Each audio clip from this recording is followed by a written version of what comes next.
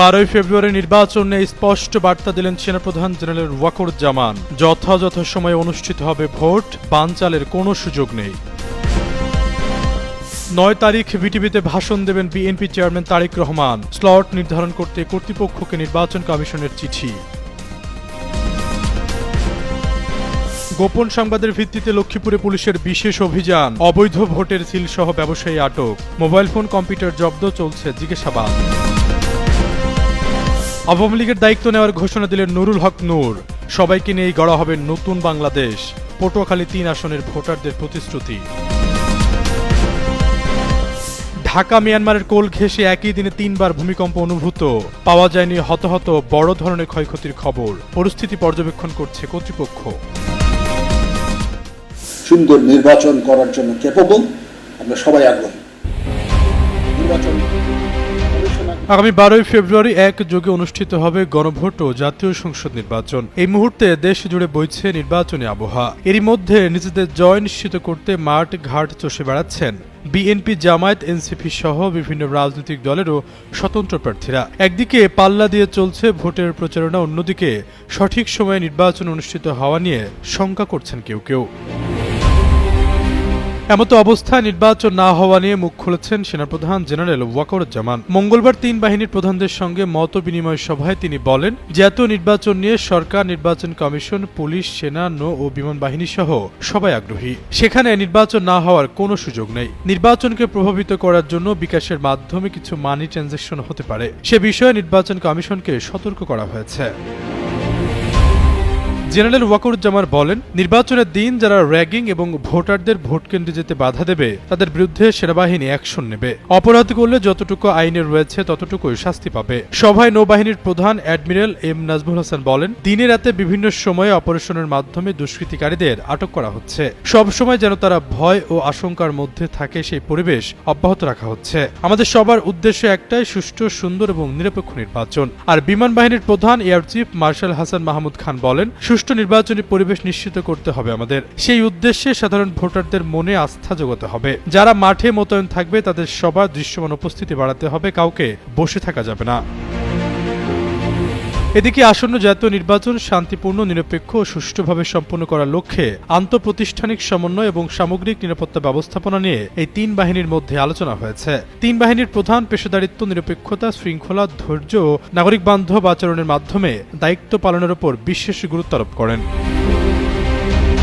এবারে নির্বাচনে আওয়ামী লীগ ও তাদের জোট সঙ্গী ছাড়া প্রায় অধিকাংশ রাজনৈতিক দল অংশ নিচ্ছে। বিশ্লেষকরা বলছেন, এখন পর্যন্ত নির্বাচন অনুষ্ঠানের জন্য পর্যাপ্ত ব্যবস্থা নিতে সক্ষম হয়েছে অন্তর্বর্তী সরকার। এই মুহূর্তের রাজনৈতিক পরিস্থিতি বিবেচনা করলে 12 ফেব্রুয়ারি নির্বাচন না হওয়ার কোনো শঙ্কা নেই।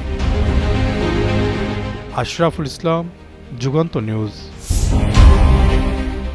আসন্ন সংসদ নির্বাচন ও গণভোটকে সামনে রেখে বিএনপির চেয়ারম্যান তারেক রহমান আগামী 9 ফেব্রুয়ারি জাতীয় সম্প্রচার মাধ্যম বাংলাদেশ টেলিভিশনে ভাষণ দেবেন। ইতোমধ্যে প্রয়োজনীয় ব্যবস্থা নিতে বিটিভিতে নির্দেশ দিয়েছে নির্বাচন কমিশন। মঙ্গলবার এ বিষয়ে বিটিভি মহাপরিচালককে চিঠি দিয়েছেন ইসির জনসংযোগ পরিচালক মোহাম্মদ রুহুল আমিন মল্লিক।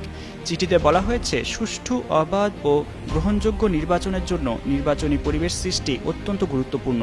বাংলাদেশ টেলিভিশনে প্রচারণার ক্ষেত্রে সব প্রার্থীর জন্য সমান সুযোগ নির্বাচনী পরিবেশ সৃষ্টিতে ভূমিকা রাখতে পারে। বাংলাদেশ টেলিভিশনে দলীয় প্রধানের নির্বাচনী প্রচারের জন্য স্লট বরাদ্দের বিষয়ে কমিশন নির্দেশনা দিয়েছেন। এছাড়া যেসব রাজনৈতিক দল বিটিভিতে প্রচারণার সুযোগ চাইবে তাদের আবেদনের সময়ের ক্রমানুযায়ী বক্তব্য প্রদানের সুযোগ দিতে হবে। তবে যেহেতু বিএনপি ছাড়া অন্য কোনো রাজনৈতিক দল হতে আবেদন পাওয়া যায়নি, তাই বিএনপির দলীয় প্রধানকে তাদের চাহিত 9 ফেব্রুয়ারির শেষ স্লটে বক্তব্য প্রদানের সুযোগ দেওয়ার প্রয়োজনীয় ব্যবস্থা গ্রহণের জন্য বলেছে কমিশন। এবার ভোটে প্রার্থী দিয়েছে 51টি দল। আগামী 10 ফেব্রুয়ারি সকাল 7:30 পর্যন্ত প্রচার চালাতে পারবে তারা।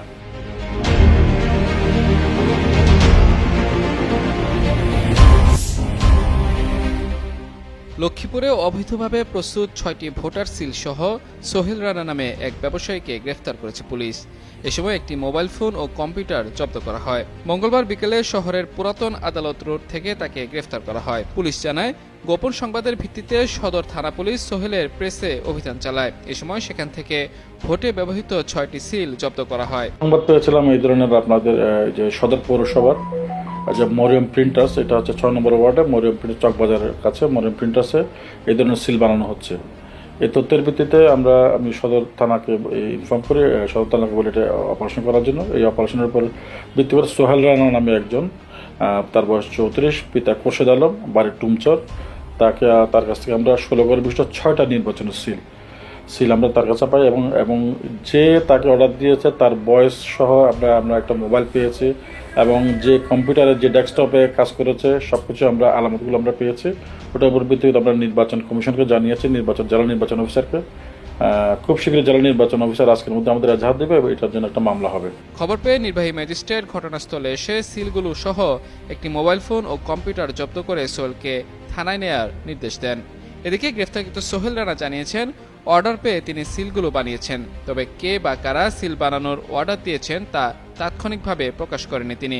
সিল আমার সাইকেল সবসময় অর্ডার দেয়, উনি হোয়াটসঅ্যাপে অর্ডার দিছে যে আগামীকালকে দিতে হবে, শুক্রবার অর্ডার দিছে আর কি, যে আগামীকালকে আমার 5টা সিল দিতে হবে নির্বাচনের সিল এভাবে বলছে বয়েজে। আমি বলছি এমনি তো আমার থাকতো না বয়স দেওয়ার জন্য, তো বয়স দিয়ে রাখছে। পরে আমি শনিবারে তৈরি করছি কিন্তু শনিবারই নাই।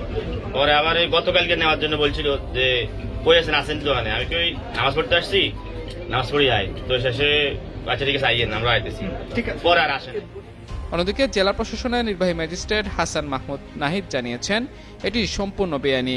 সোহেলের বিরুদ্ধে নিয়মিত মামলা দায়ের করা হবে বলেও নিশ্চিত করেছেন তিনি। এখানে এমন কিছু দ্রব্য পেয়েছি যেটা ওনার কাছে পাওয়ার কথা না আর কি, সিল পাওয়া গেছে, অনুমোদিত সিল যেটা ওনার কাছে থাকার কথা না। ব্যবস্থা হয়েছে ওনার বিরুদ্ধে নিয়মিত মামলা দায়ের করা হবে। পটুয়াখালী 3 আসনে বিএনপি সমর্থিত প্রার্থী গণ অধিকার পরিষদের সভাপতি নুরুল হক নূর বলেছেন, তারেক রহমান বিএনপির দায়িত্ব দিয়েছেন, আমিও আওয়ামী লীগের এই অঞ্চলের আপনাদের দায়িত্ব নিয়ে নিলাম। আপনারা আমার সাথে থাকুন, আপনাদেরকে নিয়েই এই গলাচিপা 10 মিনার উন্নয়ন করা হবে।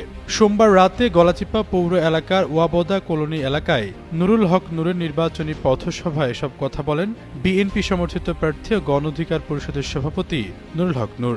তিনি আরও বলেন, পরিষ্কারভাবে বলছি, এখানে আওয়ামী লীগ আছে, বিএনপি আছে, ইসলামী আন্দোলন আছে, জামায়াত আছে। এলাকার স্বার্থে আমরা সকল দলমতের মানুষকে নিয়ে কাজ করতে চাই, কোনো ভেদাভেদ নাই। আওয়ামী লীগের ভাই বোনদের বলবো, আপনাদের একজন মানুষেরও বিন্দু মাত্র ক্ষতি হবে না, কোনো গ্রেপ্তার, কোনো হয়রানি, কোনো আতঙ্ক নাই। এই আসনে বিএনপির কোনো আনুষ্ঠানিক প্রার্থী নাই। দলটির নেতৃত্বাধীন জোটের সিদ্ধান্ত অনুযায়ী আসনটি শরিক দল গণ অধিকার পরিষদকে দেওয়া হয়েছে। সেই অনুযায়ী নুরুল হক নূরকে জোট প্রার্থী ঘোষণা করা হয়। তবে ঘোষণার পরপরই শুরু হয় অস্বস্তি ও অনিশ্চয়তা। জোটের প্রার্থী হলেও নূর এলাকায় বিএনপির প্রত্যাশিত সমর্থন পাচ্ছে না, বরং স্থানীয় বিএনপির বড় অংশ প্রকাশ্যেই মাঠে নেমেছে দলের বিদ্রোহী প্রার্থী বিএনপির কেন্দ্রীয় কমিটির বহিষ্কৃত সদস্য হাসান মামুনের পক্ষে। মিয়ানমারে 20 মিনিটের ব্যবধানে আবারও ভূমিকম্প আঘাত হেনেছে। ইউরোপিয়ান মেডিটেরিয়ান সিসমোলজিক্যাল সেন্টার ইউএমএসসি জানিয়েছে, মঙ্গলবার বাংলাদেশ সময় রাত 9:51 দ্বিতীয় এই ভূমিকম্পটি রেকর্ড করা হয়। ইউএমএসসির তথ্য অনুযায়ী ভূমিকম্পটির মাত্রা ছিল 5.3। এর উৎপত্তি স্থল ছিল ভূপৃষ্ঠের প্রায় 50 কিলোমিটার গভীরে। কেন্দ্রস্থল নির্ধারণ করা হয়েছে 20.510 ডিগ্রি উত্তর অক্ষাংশ ও 93.932 ডিগ্রি পূর্ব দ্রাঘিমাংশে। ভূমিকম্পটির কেন্দ্র ছিল রাখাইন রাজ্যের সিত্তে শহর থেকে প্রায় 115 কিলোমিটার পূর্ব উত্তর পূর্বে এবং ইয়েনান গিয়াং শহর থেকে প্রায় 98 কিলোমিটার পশ্চিমে। এর আগে একই দিনে রাত 9:34 মিয়ানমারে 6.0 মাত্রার একটি শক্তিশালী ভূমিকম্প অনুভূত হয়। স্বল্প সময়ের ব্যবধানে দ্বিতীয় কম্পনের ঘটনায় স্থানীয় বাসিন্দাদের মধ্যে আতঙ্ক ছড়িয়ে পড়ে। চট্টগ্রাম, ঢাকা ও কলকাতাও এটি অনুভূত হয়েছে। এখন পর্যন্ত কোনো হতাহতের বা বড় ধরনের ক্ষয়ক্ষতির খবর পাওয়া যায়নি। পরিস্থিতি পর্যবেক্ষণ করছে কর্তৃপক্ষ।